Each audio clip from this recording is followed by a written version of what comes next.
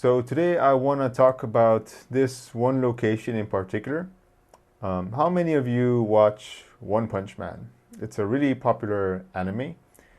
And actually, one of the locations, City Z, is where the main protagonist's apartment is located, Saitama. And I wanted to go check out this location in person because I came across an article online that gave the directions and everything.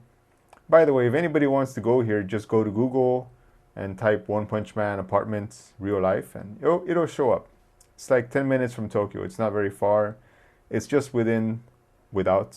just outside the city limits. Anyways, I decided to go there.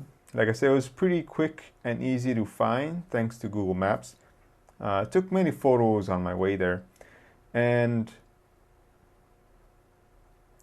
in Japan, there's many they call them anime pilgrimages. Like a lot of people are already familiar with this term because so many people in Japan like anime. But like a lot of people interested in anime go to Japan and they like to go to these real life locations of different anime settings. And that's what I did on my trip. This time around, I went to Saitama's apartment. Not Saitama City, but like Saitama's apartment right outside of Tokyo. I don't know the name of the city because I'm a tourist, but easy to find.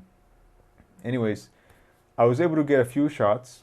I took with me a printout of different screenshots from the anime itself, so I get like the angles more or less the way they came out.